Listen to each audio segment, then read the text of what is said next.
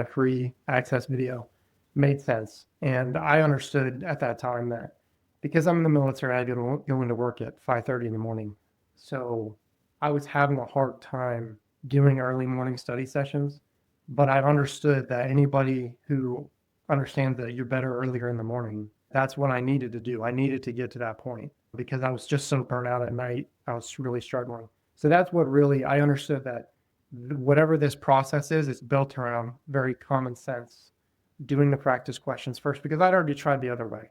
And I was working pretty hard at it, but it wasn't working. So I knew that ISC, I know the past results, and I know that FAR was going to be significantly harder than ISC. And so I knew that just doing Surgent and doing kind of a parallel was not going to get me over the line. I needed that super fast method to be what I base my study session on. So.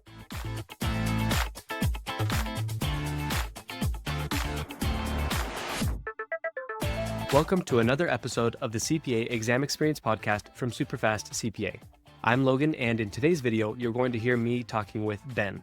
I really liked Ben's story. He had a lot of great tips and a lot of great advice, and something crazy that happened while he was doing his process. His wife was pregnant with twins, and they had to live in two separate states. I think he was in North Carolina and she was in South Carolina because they're both in the military. And so she was there pregnant with twins, and he was in a different state trying to do military work and also trying to get the CPA exams done. And it's a cool story on how he was able to finish that up.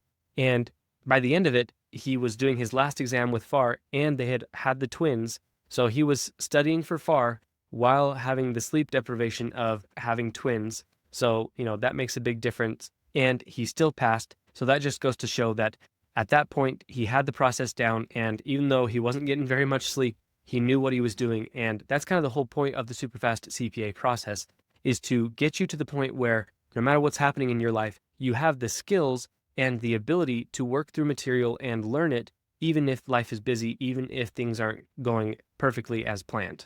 Ben has a lot of great advice and a lot of great tips, so make sure you listen to the whole episode. Now, before we dive into the episode with Ben, I just want to give one more reminder about our Superfast CPA training webinar on SuperfastCPA.com. That is a free 1-hour webinar where we will teach you the key ingredients to passing the CPA exam so you don't waste months or even years of your time failing exams. In fact, Ben used the free webinar and our study materials, not the pro course, to be able to pass the exams. So it just goes to show how much we're giving you in the free webinar. If you want to learn more and you want even more benefits, after you watch the webinar, make sure you check out becoming a Superfast CPA Pro member. They get access to something called the Superfast CPA Pro course, where Nate goes extremely in-depth on how to pass the CPA exam. It's basically a much more in-depth version of the 1-hour webinar. So again, after you watch the webinar, make sure you check out becoming a Superfast CPA Pro member. With all that out of the way, let's dive into the episode with Ben. Thanks for getting on the call with me today, Ben. I'm super excited to hear more about your story, and I'm glad that you emailed us about passing, because otherwise I might not have known. How are you doing today? I'm doing great. How are you? I'm doing good. It's a Monday, so, there's that. But I'm glad to be on the call with you today. So you emailed in pretty recently, kind of letting us know about you passing and everything. So I'd love to just kind of dive into everything. So where were you in your life, in your career, when you decided to go for the CPA? Like what were you doing for your job and things like that? So I have a little bit of a unique backstory. So I graduated with my bachelor's in 2020 and COVID hit. And yeah. So I was working in accounting then, and I had started to think about taking the CPA exam, but I was kind of taken aback by, I lost my job during COVID. And so I'd always wanted to serve in the military. So I joined the military in 2020. And Cool. I've been doing that for 5.5 years now. And so that's what I was doing at the time. Basically, I got the idea. I always wanted to have my CPA, but in about 2020, I decided I was going to go for it. And this story is basically me making a ton of mistakes. So I was in Kansas at the time, station there. I'm from Tennessee, but I went to school in Missouri. So that's 3 different kind of jurisdictions that have 3 different hours requirements. So my first attempt to get registered for the exam, I tried to go in Kansas, which had different obviously requirements than where I went to school at, and I was actually short classes. So that was my first kind of hiccup in my journey was I got denied. And as you know, it takes some time for them to actually get back to Mhm. you. So then I found out I was being deployed. So I had to put that on hold for at least I knew it was going to be at least a year. So I decided I was going to go get my credits that I needed while I was overseas. So I went and took online courses while I was overseas. I ended up getting my MBA with a concentration in accounting. And so by the time I actually was able to sit for the exam, it was 2022, close to Christmas. And that's when I first really started studying. Okay. Okay. So you know, you just finished your bachelor's, but then COVID hit. And with joining the military, how did that work with, like, what were you working in when you lost your job and then decided to go into the military? Like, what's your interest in accounting? So that was what I studied in, and I went into auditing. So I was an Okay. auditor for up until kind of COVID shut everything down, and then before I left the military, I had started a job at the Department of Energy. So I was doing government auditing, and at the time that I got the job, I didn't realize I was going to the military because I had applied for something called OCS, which is you go and you can become an officer in the military. But I already kind of had a job with the Department of Energy, so Mm, I chose to go to the military and um, try to serve in that regard.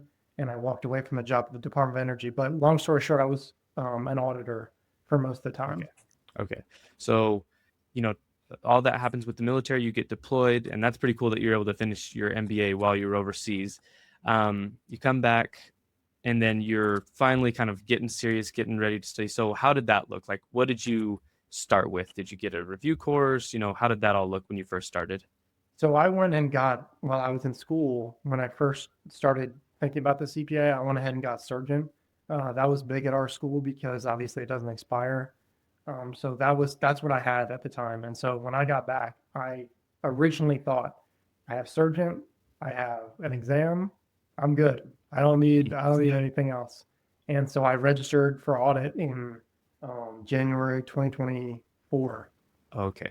So had you been studying for about a year off and on? Like, what did that look like? Or did you not really dive into it until 2024? I didn't really dive into it until I got back and really started working on it. Of course, I had taken at that point a couple auditing classes, so I was I was pretty confident that I could pick up the information quickly.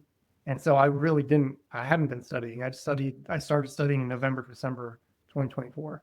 Oh, Okay. 2023. This would be 20. 2023. Okay. All right. And so how did that go? What happened with that exam? I showed up to the first exam. I had done all 2000 practice problems. Had done the traditional. It really worked for me in school that I would just study and then I take the test and you just kind of remember what you studied. And if you don't get it. And I Mhm. got into auditing and it was a huge wake up call because a lot of the terminology I was kind of familiar with, but I was nowhere near ready to take the test and be confident in my answers. So there was a lot of second guessing. It was a pretty brutal first test experience. Um, and then Do on you top remember of what the that, score was? Oh, sorry. so well on top of that, I had to wait for the exam results to come out. Right, because it was 2024. Yeah. Exactly. So I had 3 months to wait, but I ended up getting a 69, I think, on it. So, I mean, that's pretty good for not having like super deeply studied, but it stinks that you had to wait for so long to find that out. Like, what were you doing in between? Were you continuing to study or were you just waiting? Like I said, I've made a lot of strategic mistakes. So I went right on to reg. My whole process was I'm going to pass all of them on my first try. So I'm just going to continue on to this one. So I went right into reg and thought that I could do the exact same thing. And took about 6 weeks, studied, did all the practice problems, did the exact same process, and tested again, got a 71. And so at that point, I was down 2 exams with no results pretty much. And did you find those scores around the same time? Probably because it was at the beginning of 2024, right? Yes, it was close to the same Yeah, time. yeah. And so at that point, you've studied, you've done everything that Surgent tells you to do, and you got pretty close, but still nothing to show for it. Uh, so at that point, what were you thinking? At what point did SuperfastCPA come into the picture? Well, my mom was telling me the whole time because I was telling her about how hard I was studying, and she kept saying, "Your process, there's something wrong with your process. It's not work ethic." But I was pretty stubborn. So, ironically, I started coming across this Surgent, the super fast videos, and I was going on to ISC, but I didn't want to invest the extra money into that for ISC. So I kind of wanted to see like, okay, I'm going to start to listen a little bit to what they're saying, but I'm going to try to still do my own thing. So I did kind of super fast method a little bit, and I took ISC, and that was not because of anything super fast, but it was because I think it was because ISC was new. The review course, I do not feel like prepared me very well for it at all. I mean, I was in that test pretty much completely blindsided by half the stuff that was in there, but I got the results back and I passed. And it only taken me about 3.5 weeks, but I think it was the method of just learning how to go about the process of answering a question. So that's when I really bought in, and I realized like the surgeon may not. It's a fine. I don't hold. I mean, it was my fault for failing or passing, but the super fast method was something that worked. So I went and bought the super fast for FAR immediately and started working on that. Okay. So let me make sure I understood you there. So you went for ISC, studied only like 3.5 weeks, and you, even when you went into the exam, you felt like, I don't know, like half of it you didn't know, but you still were able to pass it. I mean, I have heard that a lot with ISC, like a lot, that people are like, my review course didn't prepare me for this very well. And I wonder if when they're going to remedy that, but yeah, I've heard that a lot. So I'm curious about that. What was that like? Was it just that, was it totally new information that you had never seen before in the exam, or was it just asked in a weird way? What did that look like? It was, I think it was just weighted differently towards information that was either not covered as much or not emphasized as much. But once again, you know, I'm not a genius, and I am fully like, I take acceptance that I was not ready for it. And that may not have been Surgeon, that may have been myself. So I'm not saying that it was necessarily the review course was horrible. It just, I went in there and I was pretty blindsided. I was surprised that I passed. And do you remember what you passed with? It was a 76. Hey, that's all. That's almost perfect. 75 is perfect. Yeah. So, at that point, you still passed ISC, even though it was a surprise. So, what was it that really kind of spoke to you about SuperfastCPA at that point? Why did you buy into it at that point? Well, the repetition of how they present the information, especially in the video, the kind of the free access video, made sense. And I understood at that time that because I'm in the military, I go into work at 5:30 in the morning. So I was having a hard time doing early morning study sessions, but I understood that anybody who understands that you're better earlier in the morning, that's what I needed to do. I needed to get to that point because I was just so burnt out at night. I was really struggling. So that's what really, I understood that whatever this process is, it's built around very common sense, doing the practice questions first, because I'd already tried the other way. And I was working pretty hard at it, but it wasn't working. So I knew that ISC, I mean, I know the past results, and I know that FAR was going to be significantly harder than ISC. And so I knew that just doing Surgent and doing kind of a parallel was not going to get me over the line. I needed that super fast method to be what I base my study session on. So, right. And so, and you mentioned the free 1 hour webinar. So you watched that. And is that how you kind of got introduced to SuperfastCPA when you were doing it with ISC? yes. That's, Okay. I had watched a little bit of it, and then I went back to it after ISC. Okay. And so it sounds like one of the biggest things that you tried to implement was studying in the morning. So how did you go about that? Because you said you had to go into work at 5:30 in the morning. So what time were you having, like how did you figure all that out? So I would do some practice problems first thing in the morning, and I was focusing more on, one of the great things about Superfast is that they focus more on the quality, not so much the quantity, because Surgeon has great quantity. I mean, they have thousands of practice problems, but I wasn't doing enough time reviewing. So I would take, instead of trying to do 100 practice problems in the morning, I would cut it down to 25, but I would really try to understand what I was missing. And then the biggest thing, I mean, that's why I feel like I know you so well, is because I was doing the audio lectures on my way to Yep. work. And Yep. then you just, whenever you have time, you do the audio lectures. So that the repetition and repetition was what I focused on. I couldn't really change giving myself an extra hour in the morning, but I could try to use the time a little bit more effectively. Okay. So what did your time look like in the mornings? Like, how did you move through new material and how did you review? Because you mentioned, you kind of toned it down to like 25 questions. Was that 25 new questions or was that 25 review questions? I'm just kind of trying to figure out what you mean there. So how I would do that, I'd usually wake up about 4:30, and then what my morning sessions was all new stuff. Because I felt like that's how my brain, if I couldn't get it when my brain was fresh, then I definitely wasn't going to get it later on in the evening. So I would do about 25 just randomized questions, and then I would try to take notes of what I was missing. And then in the evening times, that was more for the review of what I did that morning, and then the review of what I had done so far, like a cumulative review. Okay. So you would do new questions in the morning, but most of the time was spent on, kind of just diving into it, learning from it. And then in the evening, you would maybe dive a little bit more into the review for those. And then especially you would do a daily re-review. Is that right? Absolutely. Okay. So you were studying like about an hour in the morning and then how much in the evening? Like another hour or something like It that? was probably about an hour, turn out in the evening. Okay. And I mean, yeah, that makes sense. I mean, of course, the goal is to get the 2 hours done in the morning, but when you are already having to wake up super early for work, that definitely makes things a little bit more difficult.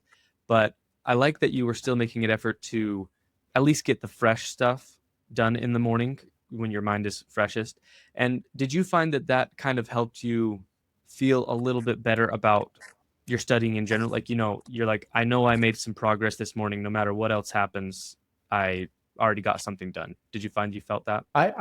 In my opinion, a lot of the studying about the exams is about momentum, and it's about feeling, you can either be kind of anxious all day, or you can feel like whatever I'm doing in the evening is kind of just a continuation, but I've already done some stuff for today. Mm-hmm. For me, I think the hardest thing to motivate when I'm anxious is that initial just breaking the ice, sitting down, opening the book up or opening the web app up.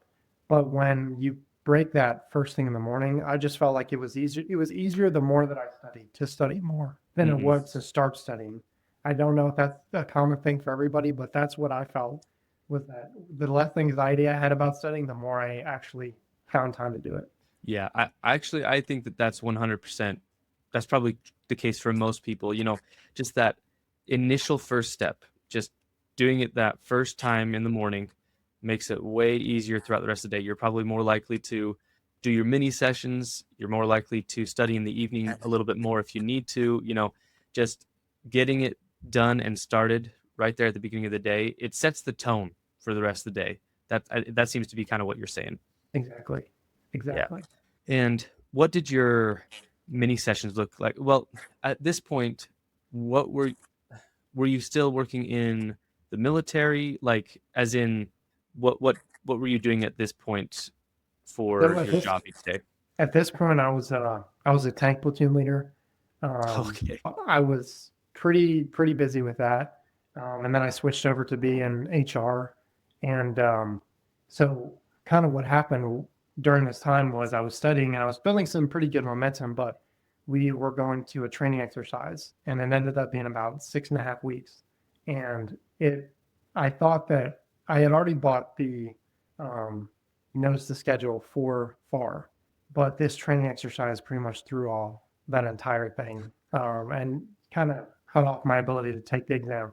I thought I could study. I thought I could do the mini sessions while I was training, but it didn't work out like that. So I ended up lapsing an entire NTS while I was there. So at this point, I had taken 4 NTS and I still only had 1 test to show for it. But I didn't give up. I knew that the process was working. It was just the schedule was completely unfavorable to take the test. So at that point, I was still working in the military, doing very much military training, but I was kind of cut off from my ability to take any tests. Yeah, I would assume that they keep you quite busy, quite scheduled when you're at like a training or something like that. And yeah, so it makes sense that they wouldn't like just let you. You're like, oh wait, just let me hurry and pull up my phone for a second, and do a mini session. So that makes sense. So after that, um, how was the rest of your process? Like, how did the other exams go? Did you have any more times where you kind of had to set it aside for a second, or did the rest of it go a little more smoothly? So as soon as I got back, that was kind of when the NTS lapsed for FAR, it was kind of a make or break. At that point, I knew like, yeah, I was starting to lose momentum. I didn't realize if I was ever gonna get a chance to have the time to sit down. Me and my wife were at the time we were going to different captain's career courses. So she was going to go up to Virginia. I was going to go down to South Carolina. So we are going to move across the country and move to separate places again. And then we found out we were pregnant. And so she was up in Virginia. She was pregnant with twins, and I was down in South Carolina. And that was the time where I absolutely knew that this is it. This is the absolute window that I have to take these exams while we're both apart from each other.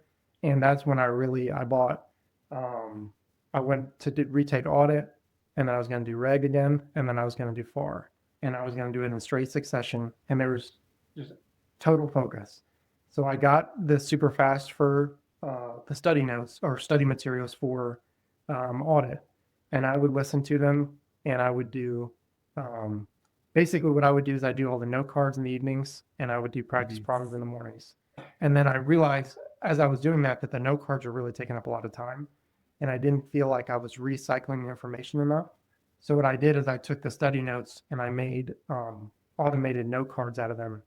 Basically, I would put the questions. I would use AI, and I would put the information and then the answer. So it'd be like a question and an answer, and then I would cut them up and I would fold them in half, and I could do that much quicker than I could make a study card for myself. So I found myself going through the information a lot more. And then I was just listening. I would listen to audiobook. I would listen to the audio notes, walking the dogs in the morning, at night. Every time I got in the car, I wouldn't do anything with YouTube or Facebook or anything. It was all audio notes, or I was doing mini sessions in class, or I was doing mini sessions. And so I was getting up to, at least 20 or 30 mini sessions a day, plus the audio notes, plus everything in the evenings, my study time and my Surgent study time. So I was just it was all CPA all the time. So, totally focused on it. Wow. So, that's quite the situation. So you and your wife were in two separate states. Is that right? And she was pregnant with twins. That's crazy. That, and so you're like, this is my chance. You were totally focused on everything. So what were you like? How quick were you doing these? Like, how much time were you giving yourself to study for each of the exams? I had about 4 weeks to study for audit. That's about how much time I gave myself, maybe about 30 days. And then went right into reg. I waited a little bit. I waited just a little bit to study for reg because at that time I could get the results back in about 10 days or so. So I did actually wait that time to see if I passed, and then immediately went on to reg, and that was about 4 to 5 weeks. And so how did these last three exams go? Audit, reg, and FAR. Did you pass all of them? I passed. Yes, I passed all of them. And that's awesome. And FAR was a little bit of a different experience because at that time, so we had to move again. So this time I moved from Captain's Career Course where I am now in North Carolina. And then my wife, and we obviously gave birth, and we moved her to North Carolina. So there was another gap. And so FAR I took when I had the twins, and that's my whole study process I did when I had the twins. But at that point, obviously I had full faith that SuperFast was, like, if I just followed that routine, that I was going to pass. And of course, you don't sleep when you have twins, so you don't have to. No way. So I was able to pass all three in straight successions after failing two, and then not being able to take a third one. So it's pretty. That's pretty crazy. Can you explain again? Like, you don't have to go crazy in detail, but like, why was it that you had to live in two different states? Was she doing some kind of schooling and you were doing something? Like, what was it? We were doing two separate jobs. So we have to go to different schools for the separate jobs, and it's not easy to necessarily get stationed in the same place. So are you both in the military? We are, yes. Okay. Okay. And how are you gonna, is that gonna be something that happens again? Or is that kind of like, yeah, or will you always be able to stay together now? Well, now I'll be transitioning out soon, so I'm a career changer into accounting. So Okay. that won't happen again, but Okay. it was definitely a challenge. That, yeah, that sounds crazy. I can't even, I mean, your poor wife being pregnant with twins, being there alone. I mean, did she have any family or friends or support or anything like that? Or was she just going at it? Not there. We have family that's kind of halfway in between. Okay. She has her family, so that's another thing is the weekend study sessions weren't really a thing because I was driving up there to go take care of her on the weekends. Okay. So that just made it that much more important than the super fast materials that I couldn't rely on a marathon 5, 6 hour study session on the weekends. Mhm. But when I was driving up there, I was listening to the audio notes. So Yeah. How long of a drive was it? about 3.5 hours. Okay. Okay. And I think that just to make sure it's clear. So did you only buy the Superfast CPA study materials? You never bought the pro course? I just bought the study materials. Yes. Okay. Okay. And hey, that's still like, I mean, that's awesome that you're able to do it without buying the pro course. So basically you did this with the free webinar and the study materials, and then of course Surgent. Um, and then you guys had the twins, and what did studying look like once you had, I mean, because we have 3 children, but we only had them one at a time, and I hardly got any sleep at that point. So like, I can't even imagine twins. Like you said, you just probably didn't sleep at all, right? Well, I mean, I couldn't have done it without my wife. I mean, she not only did the whole pregnancy pretty much by herself most of the time, but when we had the twins, she was going through it and still she knew I was pretty much at the finish line. And Hmm. so even the night before the exam, she put me in a hotel, and she was like, "You go to the hotel, don't stay here. Like, I'll take care of the twins tonight, so that you can go take this exam and you can be fully well rested." And I know how, like, I mean, I don't know the other stuff, but I know the sleep part of it, that she's just not Hmm. sleeping. And so I couldn't have done it without her. But really, what I did differently on FAR is that I took the study notes and I went to Office Depot and I made a book out of it. So I wasn't on my phone as much because when you're tired, like my eyes were just glazing over every time I looked at my phone. So I got the actual book and I studied that way. And I did like traditional highlighter, and FAR is difficult, but it's closer to what my education. It's closer to Hmm. intermediate accounting and what I'd done in my MBA. So it was a little bit more familiar, but the test was, I mean, extremely difficult. Extremely Yeah. difficult. As far as is a beast. It's just so much. It's still, even though they changed it, it's still, I think, one has the most material, and it can be really difficult for sure. So just making sure I got you there. So you had 2 separate things. So you printed out the review notes physically, and then you kind of had that as a booklet. And then I want to go back to what you were mentioning before, where you had the flashcards that you made basically with AI. Can you explain that again? So was that based off of the Superfast CPA review notes, or how did you do that? So, and one big thing that has helped, and I think this is to Surgent has really improved, is that their study notes in their app is much better. So I would take the notes off of there, I put them into basically an I AI see. Okay. generator, and then I would take scissors and I would cut them and fold them. And that just to me, that was I didn't obviously writing the notes down helped a lot, but it helped me go through the notes much quicker because I wasn't taking as Mhm. much time to write them out. So it was, for me, that worked. Right. Okay. So you were taking the Surgent notes and kind of using AI to kind of make simple note cards or flashcards, and you'd cut them up and use those throughout the day. So, and did you use, actually, I guess, did you use those throughout the day, or is that more of like you did that in the evening or something like that?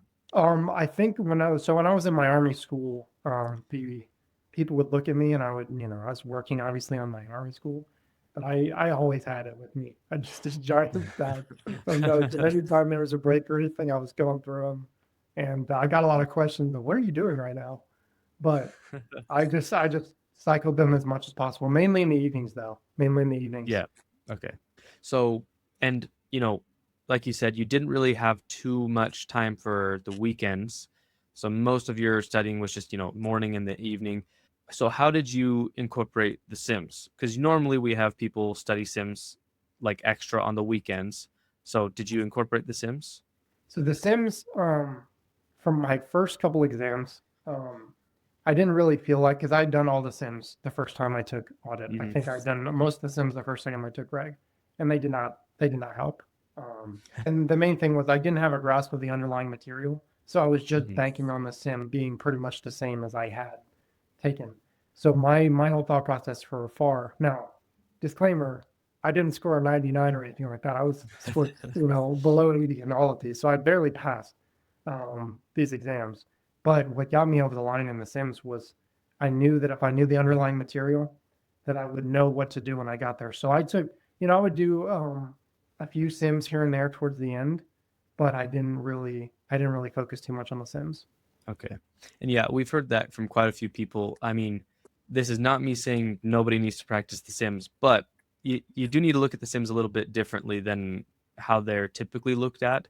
A lot of people think I have to do every single sim in my review course and I have to, know exactly how to do it. But in my experience and with a lot of people, it seems like Sims, it's a lot more about just taking the knowledge you learn from the MCQs and being able to kind of work your way through it and apply it. So, I mean, to me, it seems like the most important thing with Sims is knowing the material from the MCQs and then being familiar with Sims, knowing how to navigate them and how to work through them. So you at least knew how to, work through a Sim because you had already seen them. Is that right?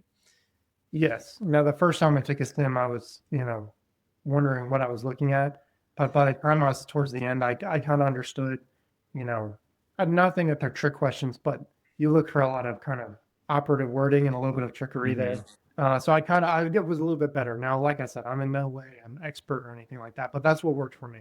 Yeah, and I that seems to work for quite a few people. Um, and by the way, I mean, no shame in getting just barely above 70. I mean, that I have no shame in saying that and I've said this a whole bunch of times, I didn't score above an 80 with any of them either. I got like a 78, a 79, a 75, and a 79 like that. And but I didn't care because I passed. So, it doesn't matter in the end. Did you say that you kind of got in the 70s each time? Yes, between 75 and I think my highest score was probably at 78. Hey, but you know what? It doesn't matter now. And are you licensed at this point, or you're I, still I'm waiting for that? I'm still need some hours and experience. So Okay. I'm gonna once I transition out, I'll finish up the licensing process. Okay. So it'll still be a little bit, but you've done the hardest part. You've done the hardest part, which was passing the exam. Yeah. Yes. Yeah. And have you and your when did you pass? Like when did you officially finish the exams? This was in September. I think I was September 24th was my last exam. Of 2024 or 2025? Sorry, 2025. Of 2025. Okay, so it's been just a few months. Um, and how has that felt like? What's the feeling being done with the exams now? Yeah, I mean, it is a huge weight off the shoulders. Um, I'm very happy that I'll never have to see uh, Yeah. the inside of a study session again. Hmm. But no, it's definitely a good start. But obviously, not necessarily. I worked in the field years ago. Now I'm getting back in the field. Obviously, passing the exam is only a step in the journey, Hmm. but I feel like it is a huge. I mean, the amount of work that it takes, and for anyone who's passed or for anyone who's going through it right now, you kind of you get so used to the lifestyle of hours and hours a day, and then once you finish, you look back and you think that is pretty crazy to work Hmm. that hard for something, but Yep. it's worth it. Yeah. And it I was talking to someone recently it's a different podcast episode that'll be coming up that it almost, I don't know if you feel like this, but it almost doesn't even feel real once you finally get through it. You're like, did I really do that? Like, I can't believe that I worked that hard for it. It almost feels like a dream. Have you felt like that at all? Well, I kind of compare sometimes, like in the army when you do land at night, and there's so many places where you could go wrong. And you're running through the woods and you're trying to figure out what way you're going, and you somehow get to the end point. And but when you actually look back and you think, wow, that could have gone really poorly. There's so many things like that. When you said for the exams, there's so many problems that are, it's either A or it's C. And you're sitting there and you're like, I'm just going to trust my training, trust my gut. And there's hundreds and hundreds of times that happens throughout your journey that an answer here, like, like me, a couple questions and I would be still taking the exams if I hadn't gotten them right. So to me, it's incredible the journey that it takes, but how you could be derailed so easily and somehow, still be here. Right. Right. And how has it been at home? Like, are you like how busy are you right now? Like, are you still do you kind of have normal work hours, or are you doing trainings again?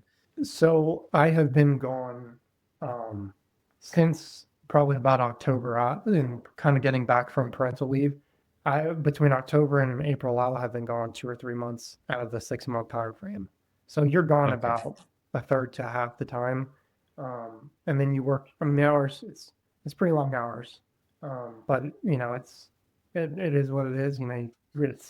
It's a good, like I said, it was a huge motivator when I was taking the exams too, because that you don't pass. You may not get the Yeah. opportunity to do a CPA, and CPAs, well, a lot of people work long hours in accounting too, but it's pretty significant hours. Yeah. Yeah. And so, and you were, and I kind of wanted to ask about this. This is going back. You said you were a tank platoon leader. Is that what it was? Yes. So what does that mean? Does that mean you were in charge of directing the tanks, or were you in like what does that even mean? So it's kind of so a tank platoon has four Abrams tanks in it. So I was the tank platoon leader, and so you have your platoon sergeant and you have two section sergeants. And so you are directing them, but in reality, you're maneuvering that platoon to whatever objective it is. And I work with the best people in the world. I mean, my NCOs, which are the other tank commanders, you're pretty much just working alongside them, whether it's in gears, because we're obviously in peacetime right now, for the most part. So we're doing a lot of training, and you keep track of all the property. It's not you're signed for it, so you have to keep track of all the stuff that goes on a tank, and you do training, and you try to do fun stuff along the way, and then you get deployed, and you're doing stuff in different countries.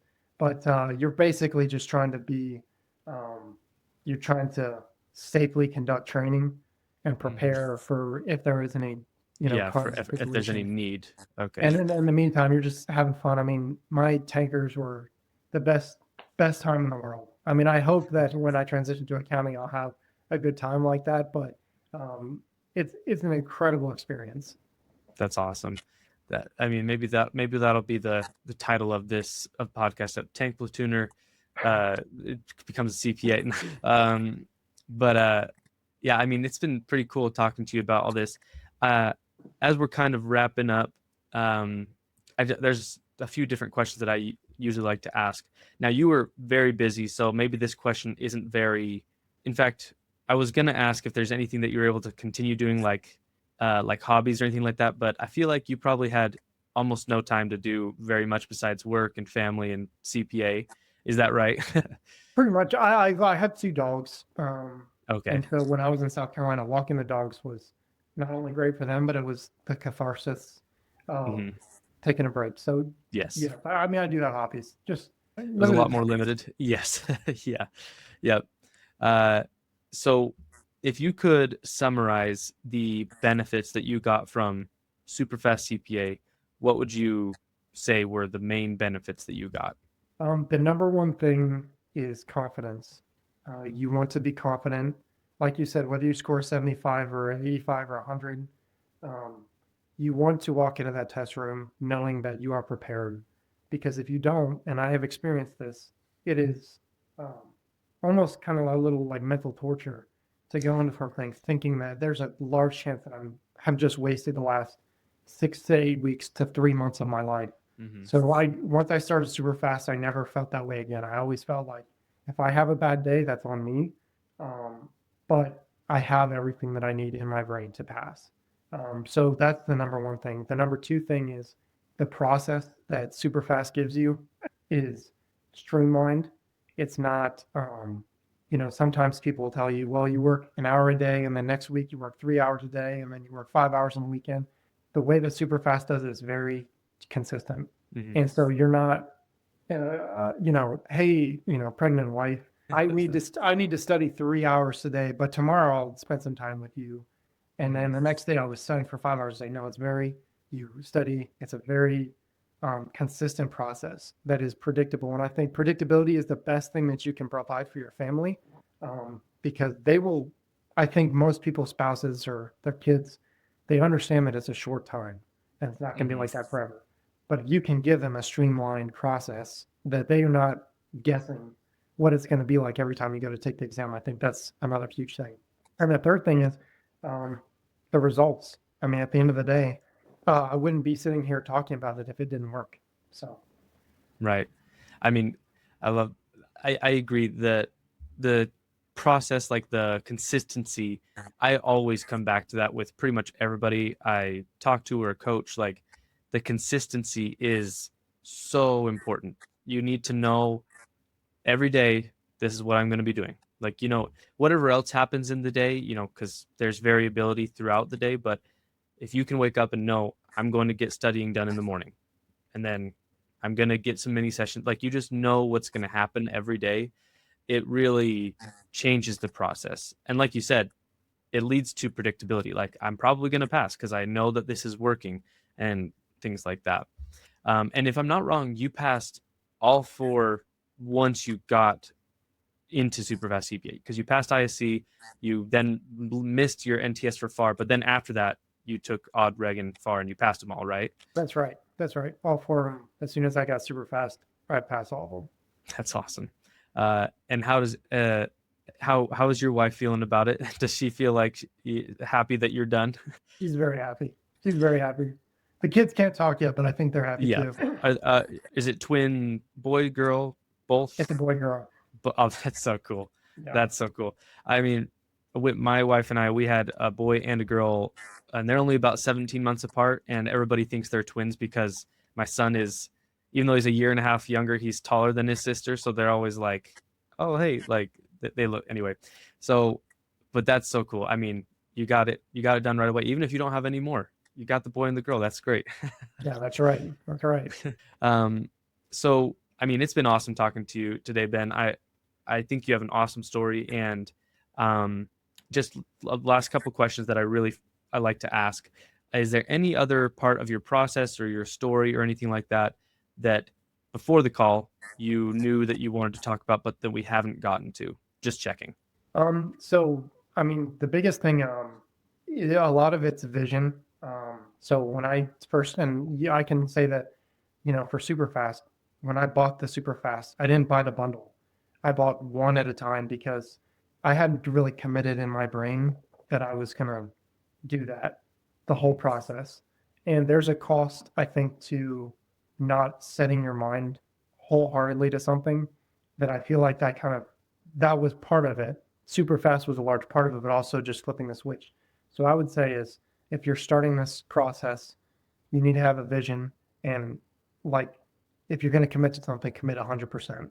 And work ethic is one thing, and working and putting in the hours, that's a good thing. But having the vision of, I'm not going to quit, because if I didn't have that, missing an NTS, family members get sick, there's always an excuse not to do it. But if you commit, it's going to work much better for you. Yeah, I wholeheartedly agree. Shameless plug.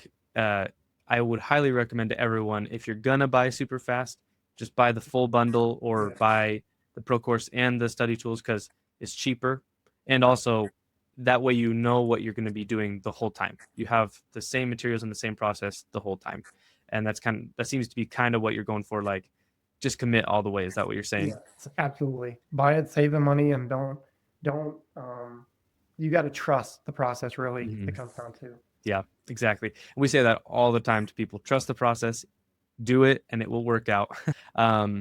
So yeah, I mean, again, it's been great talking to you. Last question. I always like to ask this. So even if it's something that we've already talked about in this call, what would be your top 2 or 3 tips to people who are still going through the exams? My number one thing would be, if something's not working for you, even if it's something maybe that Superfast recommends or something, your way of studying is very unique. We grew up in America. We all go to schools. We all have to go to college. Then everyone who takes a CPA exam has to go to master's school. And it's a very streamlined process. For me, like doing the note cards, I had done my whole life studying. I had done note cards, written note cards. When I went away from that, um, it was a change for me. It may seem like a small thing, but it was a huge change for me not handwriting notes down. But that allowed me to access the notes 3, 4, 5 times as much because I'm a slow writer. So that's something that's unique to me that the next person might say that's dumb. And it may not be a good idea. But whatever that little quirk is for you, you'll be surprised over the course of 6 weeks how much those little quirks add up if you will tailor your study. So I'm not saying don't do the process. I'm saying there may be something that you may not be a morning person. For me, getting up at 4:30 in the morning was not sustainable for a lot of the time. So I woke up at 4:30, but I knew that I can't do this for 8 weeks. So I need a 4-week study window to turn and burn and then take rest. But I can't be doing, getting 5 hours of sleep for 3 months at a time. So that would be my number one thing is it's still your study process. Your name is the one that's on the certificate at the end of the day. So be comfortable making it yours. And then the second thing I would say is the biggest gift you can get to your family, I would say, is time. And, I know people say quality time, but I would say just quality time. And the quicker you get through these exams, the better.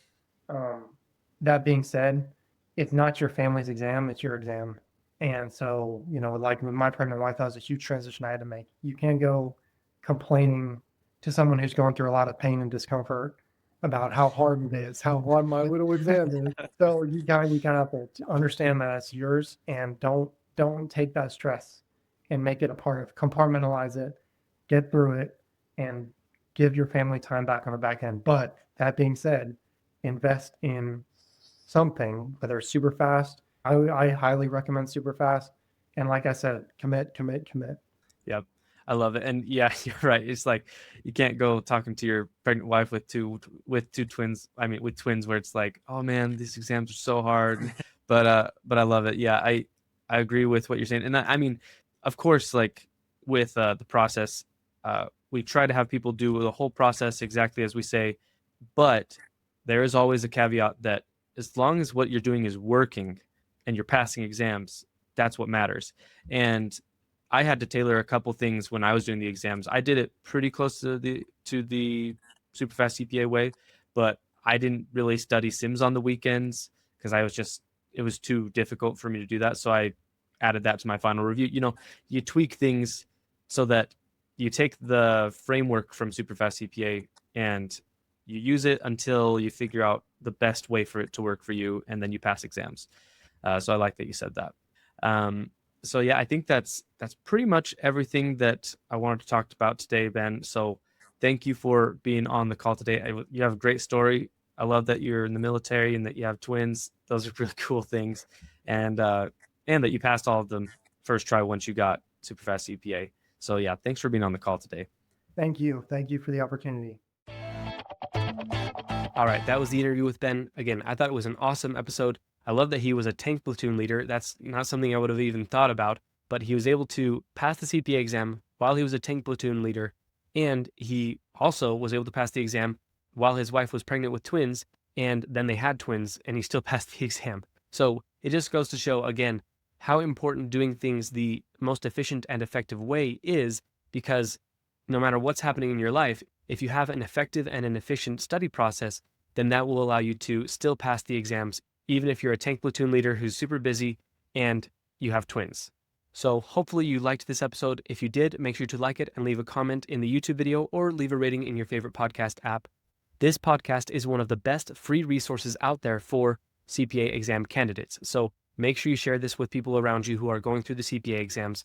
If you liked this and you want to learn more, again, make sure you check out our SuperFast CPA training webinar on superfastcpa.com. And after that, check out becoming a SuperFast CPA Pro member, where you get access to a lot of great stuff, including the Pro course, which is a much more in-depth version of the free 1-hour webinar. So again, check that all out. Thanks for watching or listening, and we'll see you in the next episode.